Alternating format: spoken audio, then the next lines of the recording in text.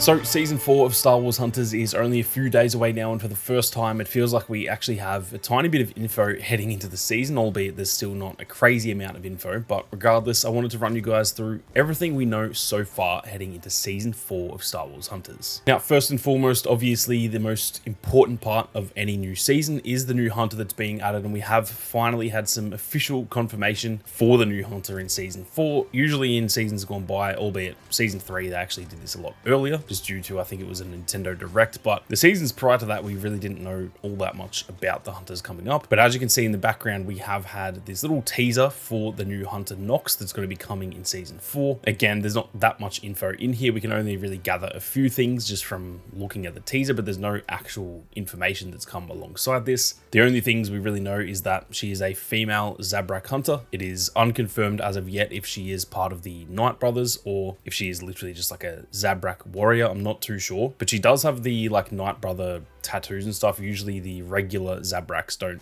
all have those tattoos, so not too sure what the go is there, but regardless, she does look very cool. We can also tell that she's got that sort of energy bow for, I'm assuming, her main weapon, as well as some sort of poisonous grenade by the looks of it. It's not confirmed to be poison, but there were some sort of rumors and data mines that there was going to be a poison hunter added, so I have to assume that that is going to be poison. We can also see that she's got like the little jet boosters on her feet similar to Cad Bane, and so again, we don't know too much info about that, if that's something you can use all the time or if it is just an ability or something. But overall she looks very, very cool, and I cannot wait to get my hands on her. Now, as for when we can actually play as Nox, as well as all the other content and stuff like that, it is confirmed season 4 is launching on the 26th, or it could be the 27th, depending on where you guys are. I think for me, it's actually on the 27th, but for most of the world, it is the 26th of November, so not too far away. In fact, it should be within the next 24 hours, which is definitely very exciting. Now, we've also got some info on the new map that's coming this season as well. It is called Endor Aftermath. I'm actually going to read through the entire blog post here because they've got a lot of like information about this one, which they haven't really done in the past. Before I do get stuck into that, if you guys are interested in more Star Wars Hunters content in season 4 and beyond, be sure to hit that subscribe button. There is plenty more on the way. But with that said, let's get stuck into everything they've said about Endor Aftermath. The post says, "Greetings Hunters fans, we're thrilled to announce Endor Aftermath, a battlefield inspired by the legendary forest moon of Endor. Hunters battle their way through a forest that's overgrown and abandoned Imperial base. They'll encounter collapsed bridges, decrepit ATSTs, and even a crashed X-Wing replica that's landed in the center of the battlefield." Now, I won't read through the entire blog post just because it's all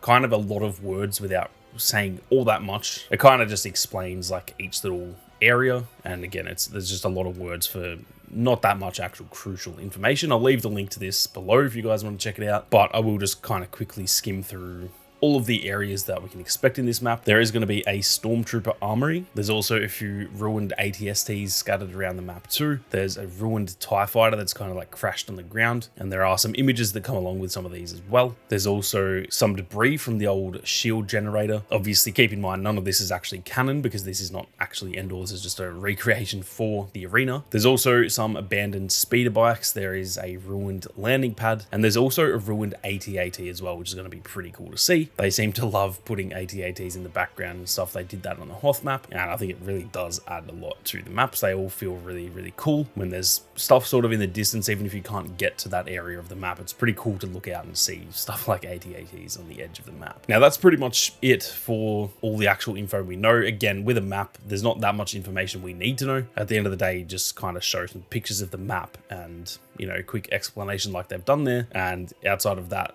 the best thing that we can do is just play it. We don't need to read a bunch of information on it. So that's really all there is to know there, but it was a very good blog post from them. I'm glad they're starting to start doing that stuff. That's something that I've been criticizing them for quite a bit, is just the sort of lack of communication. And I think little things like this do go a long way. Now, realistically, that is pretty much it for the like confirmed information that we know. There are a few little extra tidbits, but in terms of what they've actually said about season 4 themselves, that is pretty much it. Now, in the past, they have also said that there are changes coming this season, or technically they didn't even say this season, they just said there are big changes on the way, which we have to assume are going to be season 4. We know that season 4 was delayed. We were actually meant to be about 3 weeks into it by now, and the reason for that was because of some of these changes. So hopefully there is some big stuff coming this season. Now again, they haven't actually confirmed what those changes are going to be. For me personally, there's kind of 2 things that I would love. I'm not too sure it will be either of these, but one thing I'd love to see is that, like I've said in previous videos, I'd love for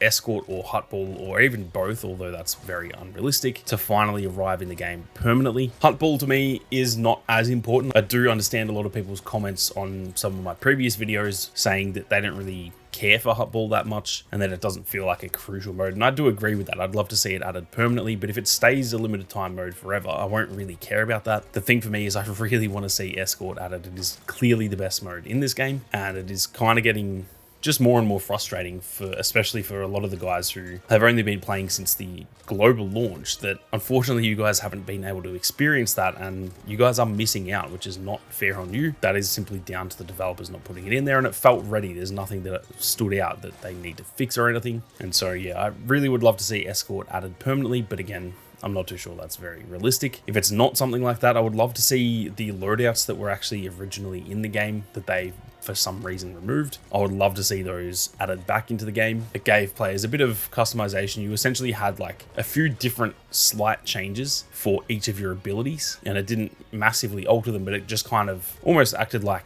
for example, star cards in Battlefront 2 for any of you guys who played that, where it would just like very slightly alter your abilities. And it was just, I don't know, it was just good fun being able to have a little bit more customization, and it did make everyone's playstyle just a tiny little bit different, which I personally thought went a really long way, and I'm still to this day kind of confused why they took that away. Now, outside of that, they haven't really confirmed this anywhere, but they did talk about it in the last season. I'm going to have to assume it's the same here. Based on Arental being unlockable for free in Season 3, I'm assuming that Chaos will now be unlockable for free at the start of Season 4, and then obviously start of Season 5, I'd assume Pillbush will be free, and so on and so forth. So that is my assumption. Again, they haven't actually confirmed that. They only confirmed that for Arental last season. They just said that he was going to be unlockable. They didn't actually say, you know, moving forward, they're all going to be unlockable. So take that with a grain of salt, but I would be genuinely shocked if that's not the case. So I'm going to assume Chaos will now be free for you guys at the beginning of Season 4. Last but definitely not least, this is not so much to do with Season 4, it's just to do with the game in general. It seems as though there are finally some new community managers. Whether these are full-on community managers or if they are just in the Discord server, I'm not too sure, but there are definitely at least one other, and I think there may be more that I just haven't really been paying that much attention to the Discord, to be honest. But I have seen a few posts from different people who are now in the community management sort of role in that Discord server, which is really good to see. That's something that they've really needed to do. And even Kaveri, who was kind of the original community manager, has been a lot more active and stuff like that, which is really good in my opinion, and that's kind of what we need to see. And yeah, hopefully they keep that up, not only in the Discord, but I also really hope they start doing that with like Twitter and even on Reddit and stuff too. I've said it before, but the Twitter account just feels like it's run by an AI bot or something. So hopefully they can take those good changes to the Discord and sort of put that everywhere. But at least for now, it does seem like they are a little bit more active in there, which is good because we need as much communication as we can get. But that is pretty much it for everything we know so far about Season 4 of Star Wars Hunters. Like I said, we're only around 24 hours away at this point, so keep your eyes peeled for all of the content coming in the next week or two covering Season 4, because there is going to be a lot to cover, and hopefully I can get started on those Hunter guides heading into this season. But that is going to do it for this one, guys. Thank you all very much for watching. You guys have a great day, and may the Force be with you always.